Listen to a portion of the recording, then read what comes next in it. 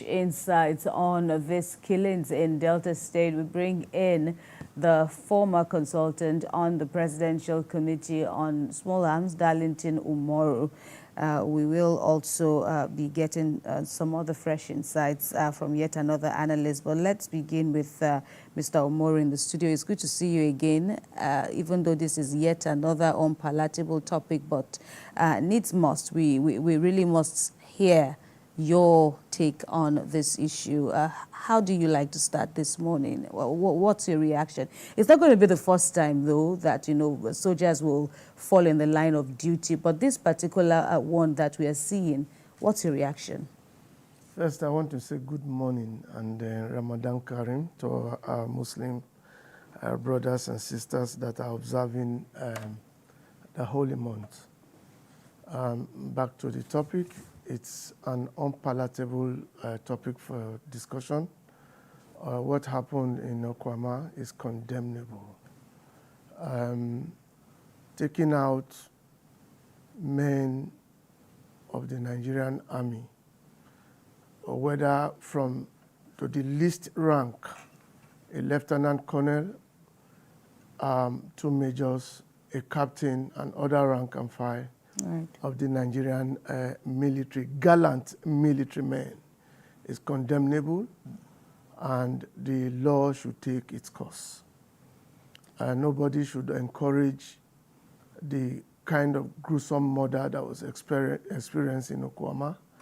Whatever the versions of stories that are emanating from that community is not acceptable.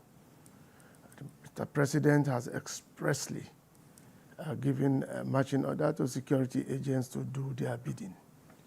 And their bidding is to bring to book whoever was responsible. The high military command has also said that they are setting up a high-powered panel to investigate and look into the matter.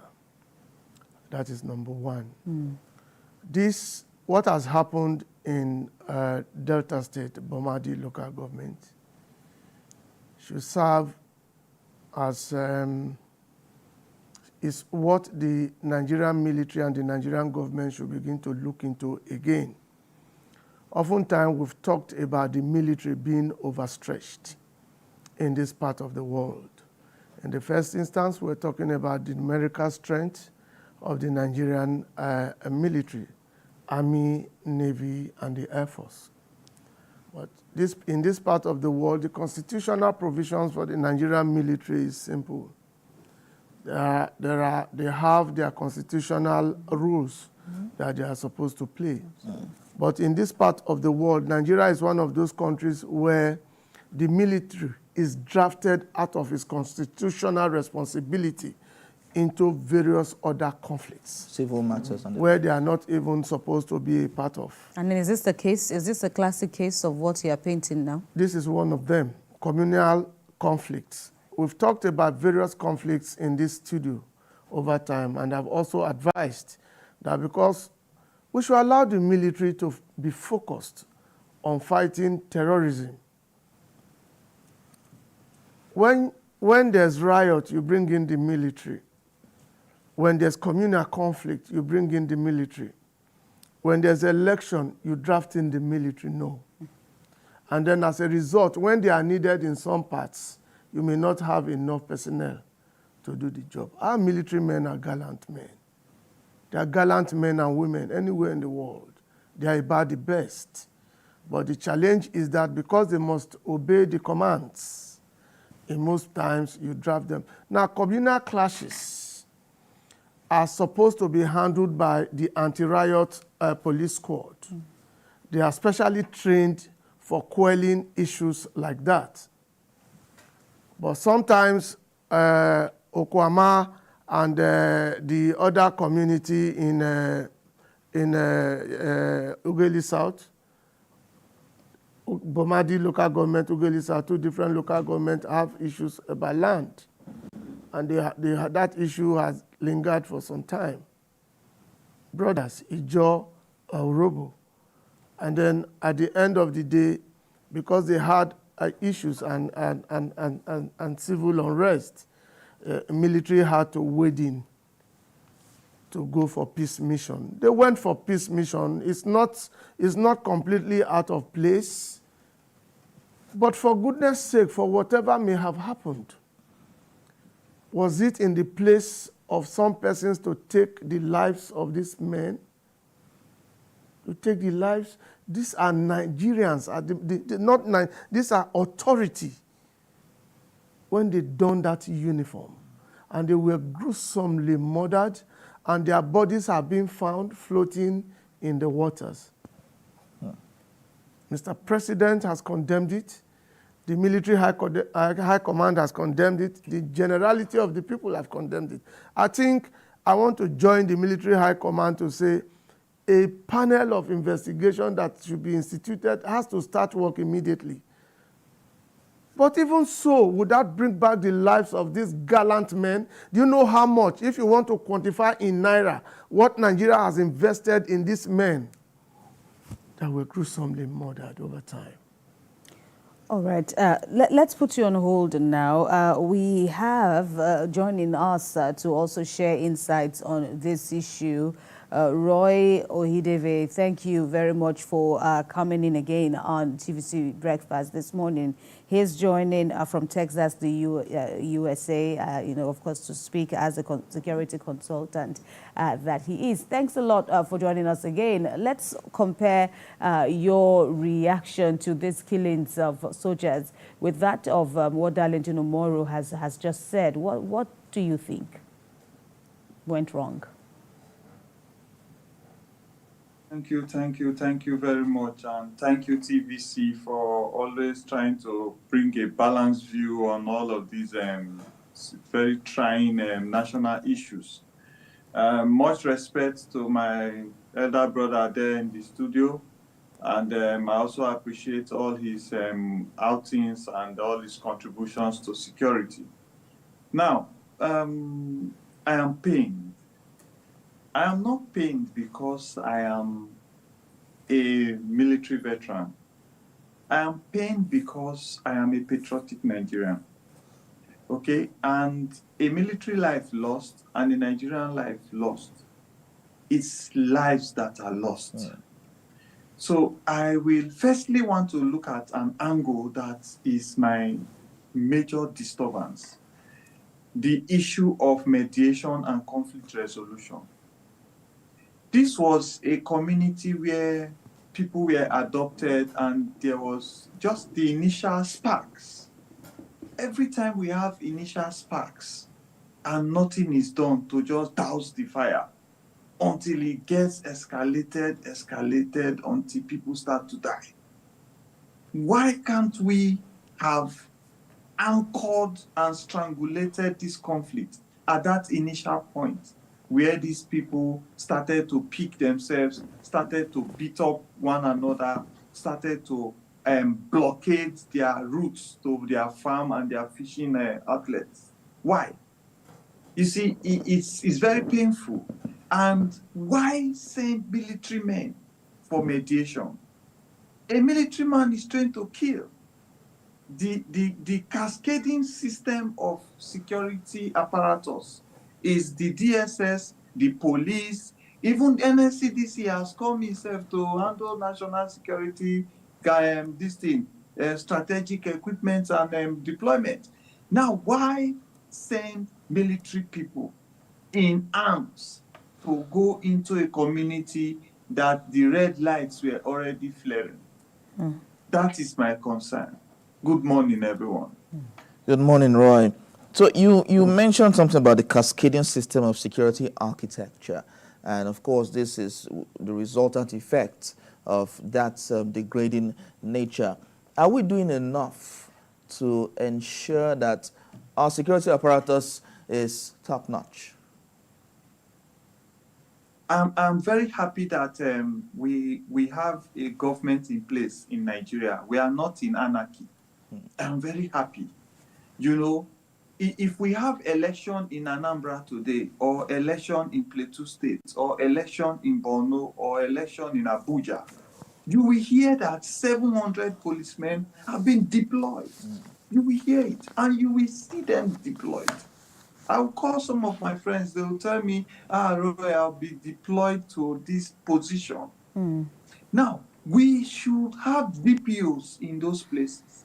Those DPOs should arrest someone that commits an offense of maybe assault, or you go into people's businesses where they fish, or you trespass into their territorial integrity of community boundaries. You know, if he gets beyond the DPO, he calls the IG. The IG moves to that place because we know that it will escalate to lives being lost.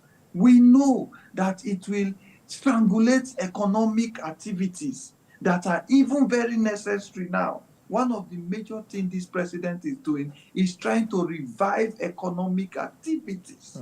You know, so the DPO goes in, the DSS gives him support to find loopholes where they can pick ringleaders, you know, and every other thing begins to work. When you are at a point that you need the military to come in, everybody withdraws. The civilians are withdrawn to a safe place. Anybody seen there is hacked down. So I don't know why we don't utilize these opportunities. All right, let's come back to the studio for more from Mr. Omoru's end.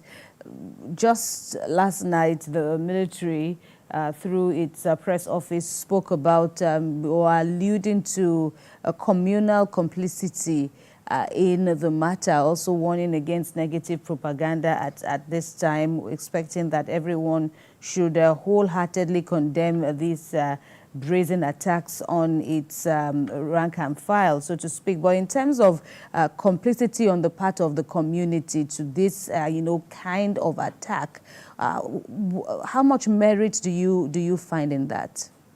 Merit, you say? Of course, what is happening, the various statements are being made by different people. I even listened to one program on one local television station there where many of them were interviewed. And the kind of statements they were making were not, were supposed to be injurious even to what is already on ground.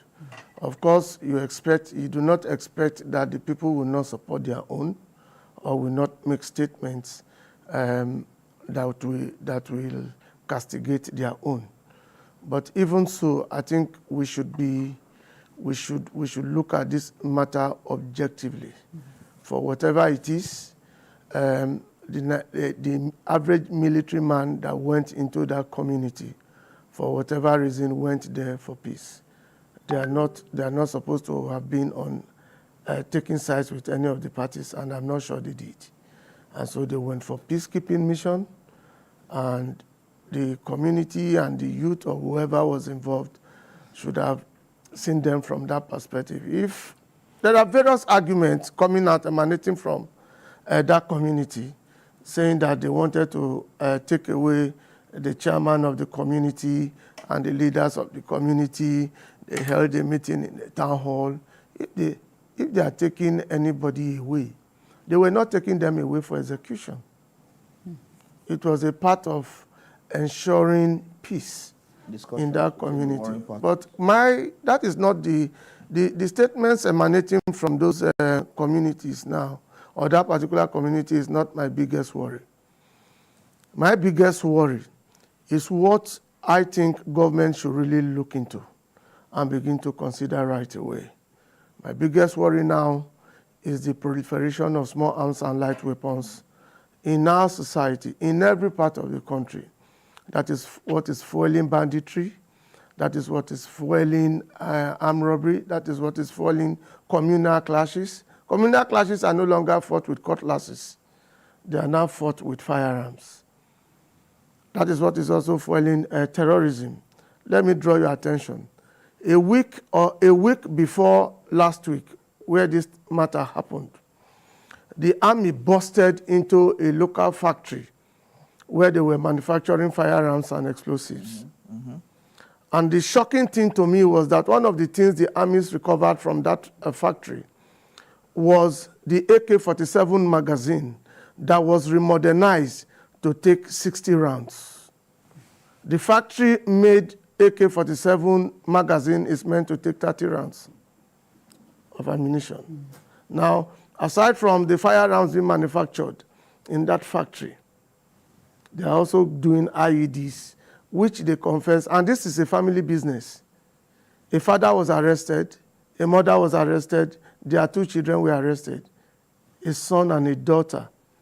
That same last week, on Thursday and Friday, the customs in Cotonou, the customs in the area command in Ogun State, Area 1, as led by Shuaibu Amadu, they displayed a catchment of about 940 or thereabout live ammunitions that were seized from smugglers. And he said, Shuaibu said, they had been monitoring the movement of those live ammunition from the Republic of Benin for 2 weeks into Nigeria. A day after, in the Tinkan Island Command, where you have Dere, or the area commander, who also displayed the amount of weapons they recovered from Tinkan. That's Dera Nnadi. Dera Nnadi with, what's his name now? The Aliyu, DCGI Aliyu, who is in charge of enforcement in that area command in Tinkan. They recovered 12 assault rifles. They seized 12 assault rifles, 6 pistols, 2 packets of 50 pieces of 9mm ammunition, totaling to 100. Now look at it from this point of view. What was recovered? What Amadu, Comptroller Amadu in the Ogun area command displayed 900 and something live ammunition, is capable of taking out over 1,000 persons. Who's fueling this? Because this proliferation of light weapons and firearms. This is where the problem is. The proliferation is where the problem is. Without the proliferation, without this illicit circulation of these firearms, are you saying these men would have been able to withstand the military men that visited Okuama? I do not think so.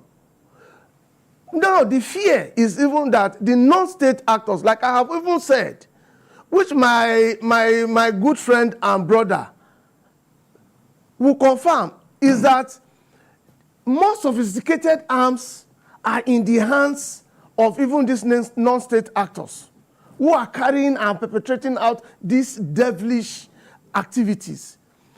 Do you know that in 1 week, I just told you what the customs achieved. There's also the achievement of Useni, who is the controller of the federal operations in Zone A here, has achieved so much arms that he has recovered. The question you want to ask is that peradventure these seizures were not made or are not being made by these gallant customs men. What will be our fate? And they are allowed to come into these are the ones that were seized, that were discovered and they were seized. Minus the one that comes in through porous borders. All these ones are not going into the hands of the state actors. They are going into the hands of the non-state actors. In 1 week or 2 weeks alone in the Northwest, do you know how many persons were kidnapped? What were the instruments used to carry out those kidnapping by those hoodlums? Okay. But equally, concerning, or let me confirm, your level of concern that, all right, so these arms somehow, our officers, our customs officers, thankfully get them, out of, circulation of these, criminal elements. But are you convinced that the manner of disposing of this arms is not also contributing to the problem? Are you convinced that, once they get out of circulation, they don't find their way back into wrong hands again? Well, that's a very good question you have raised. Now, records are often taken. There's what is called tracing that is usually done on these arms when they are recovered. You take down the codes, and then with those codes, you'll be able to record and trace who bought them from the factories, when they left the hands of those who bought them, and then how did they find their ways to the hands of criminal elements. Talking about the smugglers now. Those records are kept. And now, there's also a process and procedure of destroying these arms. It's a full topic on its own that you just raised. There's a process of doing all of that. In most times, these arms are not allowed to find their ways into the armory of any of the security agencies for reuse. So they are not to be used? No, they are to be destroyed. Because the number of arms and ammunition in the hands of whether security agents or the military in the armories are recorded. And so you don't just fuel it. Now, if the state actors are to be supplied with any of these arms and ammunition, a proper record and documentation is done to allow for tracing. That is the difference between the factory manufactured weapons and the locally fabricated weapons by the blacksmiths. Like the factory that was busted in Onichulo, in the same Delta state before this incident, those ones don't carry codes that you could use to trace where they were manufactured. But the greatest challenge is that sometimes you find it difficult because the local blacksmiths in Nigeria have gone so sophisticated, you find it so difficult to differentiate between the factory-made weapons from the locally manufactured ones. All right, so let's go to Roy in Texas, United States. Now, looking at all our comrade here has said, do you think that the government should partner with these people who produce weapons here so as to forestall this issue of insecurity in the country?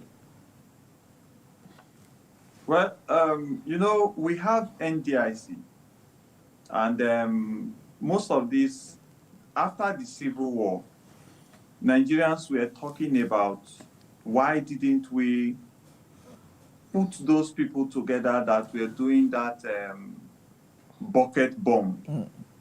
And when I did explosive management in the Army Bomb School in Makurdi, I also discovered that we don't care about proper manufacturing. But the truth, my brother, is not about, I'm sorry, my elder brother, Darlington, the truth is not about this proliferation of arms. Like in America here, if you just make some noise, everybody pulls out their gun. Why are they not using it? You see, the law, Nigeria judicial system must be able to strangulate and apply once the law is breached, once the constitution is breached.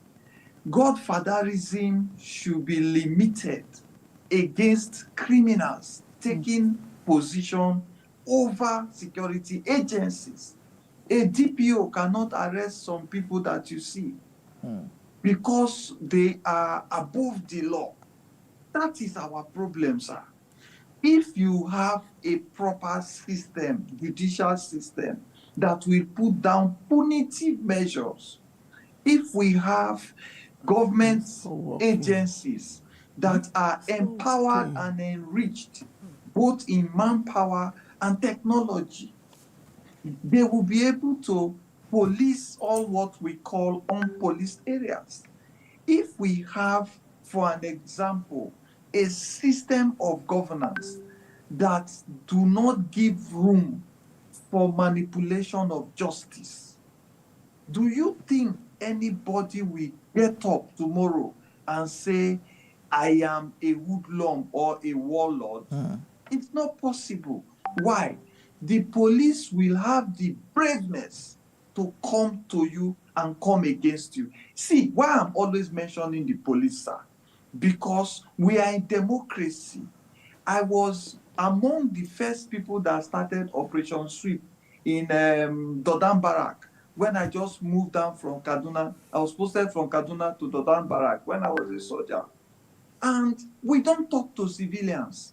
It is the police. The police talk to them. The police interface. We will just stay by the vehicle. We are ready to intervene. You know, and most times we stay at a strategic point while the police do the talking, you know, and we don't arrest. If we arrest, we hand over to the police. We are not trading the right path. We are abusing our epitome of energy, the military. Before the military comes out, anytime, everybody will be running scatter. Now, you go to checking points, you see this truck, there's a viral video like that, where truck boys pulled the wood from the road and started to challenge the soldiers. We must withdraw our soldiers back to their constitutional duties. Okay, so let's now for proliferation of arms. Every kind of weapon that gets into a Nigerian hand, he must use it. And when you use a weapon, it must sound. What is the community policing system? We need to build trust. Like those soldiers that were killed now. I have been into communities where there was breakdown of law and order. We were rescued. Soldiers were protected by civilians because we don't want to open fire. And the civilians know that if anything happened to us, there will be mayhem in that area. We paired up together and we were protected in this Nigeria here. So why will military men become enemies of people that they lay down their life for? Anytime I wear my uniform, I see death because I will not hear the bugle and I will not march forward. Right. Every soldier that you see, if they hear the bugle, they move forward. Right, you've touched on something quite important, this military community relations as it relates to the issues in Delta State, and of course in not just Delta State, but every other place where we have a level of insecurity. Do you think that there's enough being done by the military or the security architecture to relate and liaise with communities so these kinds of situations can stop? There is not, you see, we used to have days that we do wasa. On those days, we used to invite communities. Then don't forget that globally, even everywhere in the world, you will see military people come out when there is disaster, like flooding, collapsed building, you know, the military comes out to support. You will see military people come out when there is hunger, like the military will come out and start giving food to people. Those are the things that build the trust. You will see the military come out, maybe there is a queue for fueling and all that. They will come and help to control traffic. No combat nature, no violence. You understand? Then in the community, you see the military come out to clear debris, clear the gutters, clear waterways. The military come out in humanitarian services for communities worldwide. That is a bonding point, you know. And if you begin to see that done, you begin to understand. Don't forget too, those days in schools, they will call soldiers to come and threaten all these boys in boarding school. They will say they will bring a soldier to the school. All of those things begin to show that the military has love, care, warmth, and the whip. So it's a carrot and stick approach. But today, we don't have that. All right, Ambassador Roy, let's put you on hold and come back to the studio. Do you have, any issues? I heard you commenting. Yes, you commented earlier in response to Roy's, analysis so far, saying that it couldn't work in terms of community policing, community relations with the Nigerian Army. Mr. Moru, what are your, what's your take?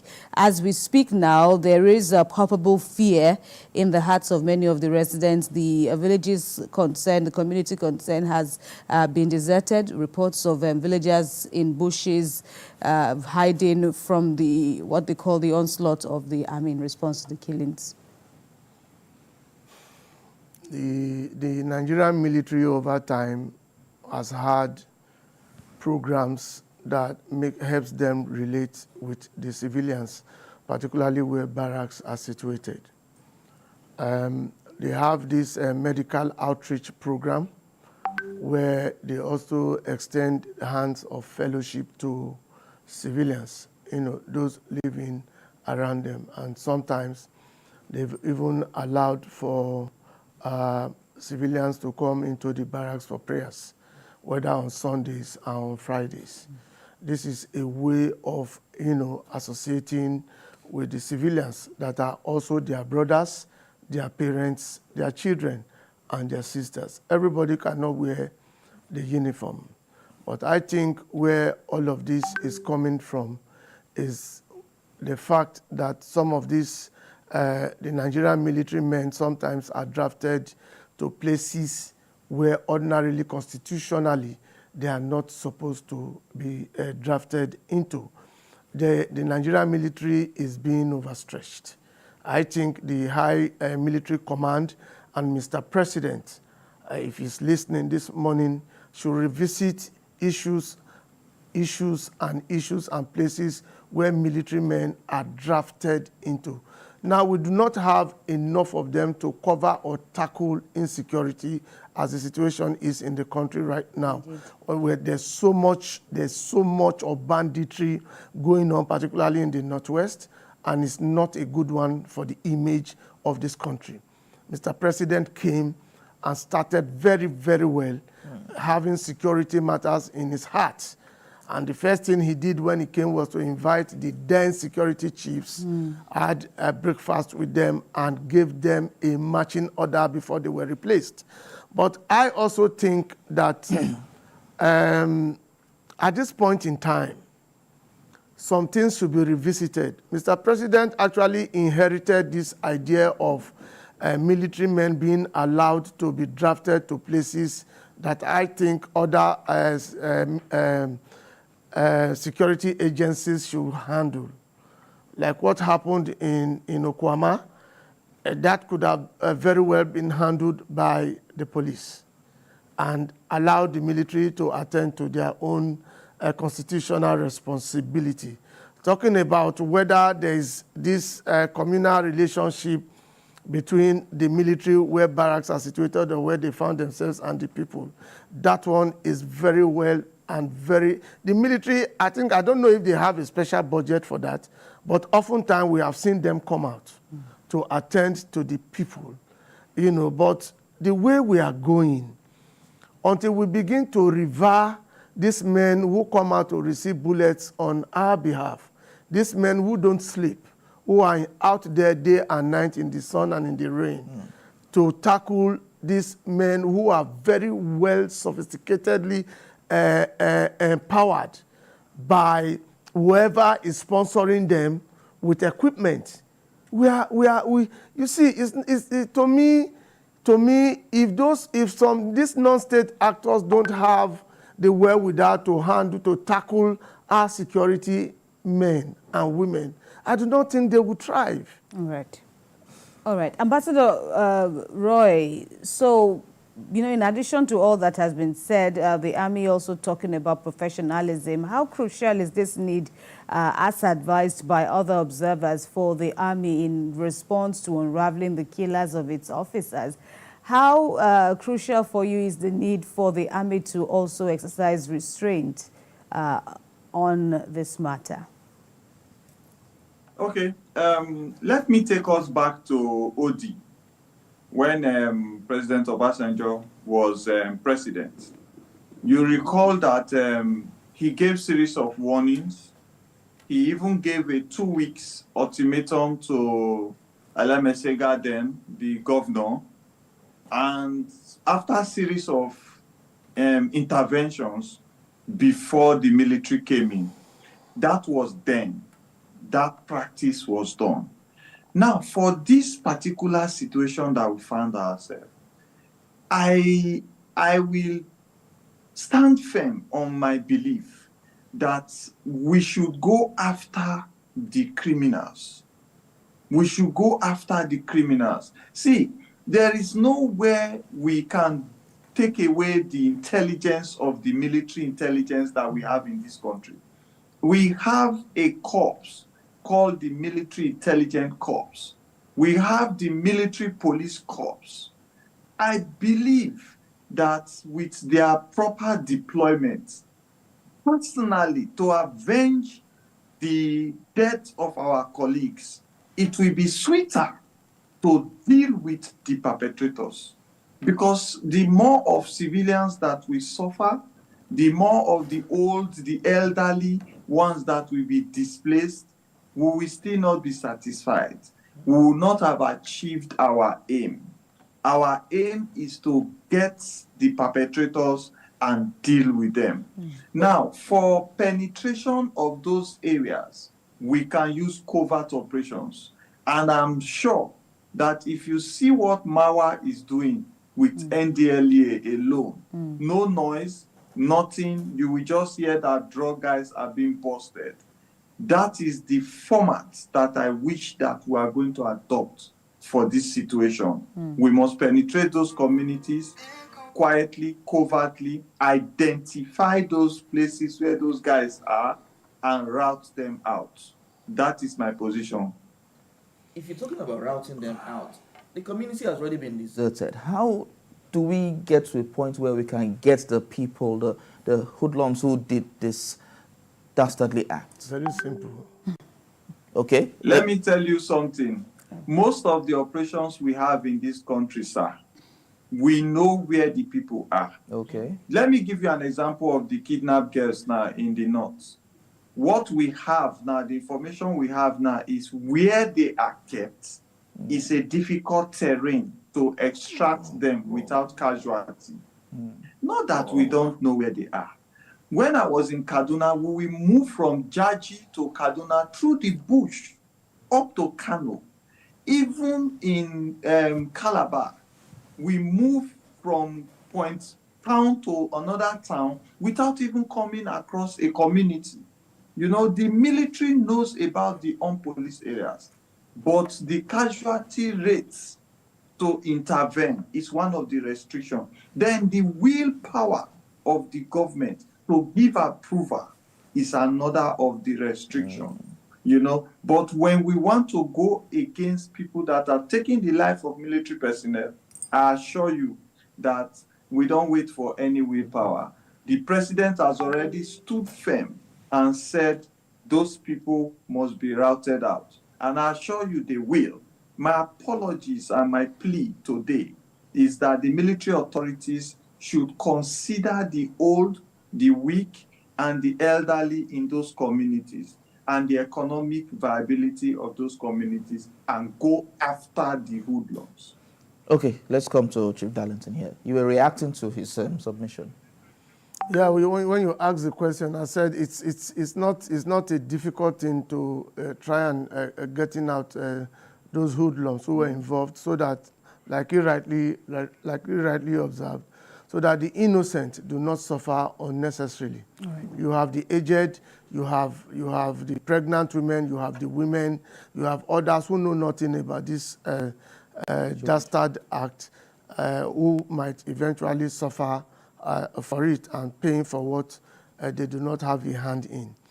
But in trying to get out or get at those who were involved in that act, I think you have the DSS. It's not a matter that should be left in the hands of the military alone. Aside from, that's why you are supposed to have a panel. Right. Mr. Moro, will come back to you. Let's just get, a brief final take from Roy Ohedeve just before we, end his own part of the interview. So what would you like to see happen in the coming days? If you can just make this a very quick one from your end. Well, in the coming days, I would like to see a tactical approach to the matter. there should be a cessation of mass destruction of that community. The military should prove its professionalism. All our team men, we know every nook and cranny of this country, I assure you. The government should give us assurance that we are free to go after those perpetrators, and we should use them as an example of a professional military that will keep human rights in perspective and deal ruthlessly with criminals. All right. Security consultant joining us from Texas, the USA, Roy Ohideve, thank you very much for your contributions on TVC Breakfast this Tuesday. All right, let's come back to the studio. Apologies for interrupting you earlier. You can carry on, and then let's delve into what you two would like to see on this matter. Well, like I was saying, the innocent should not be made to suffer for what they know nothing about. The perpetrators should be handed over. The community should also join.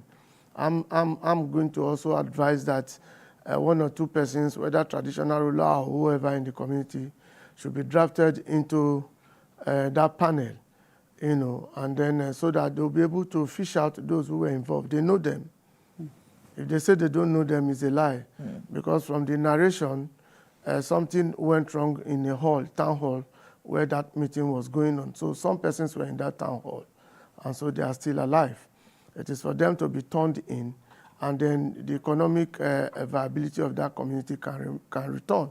It's a riverine community where perhaps their lives, their economic lives are dependent on daily fishing or whatever they achieve on a daily basis, whether farming and all of that.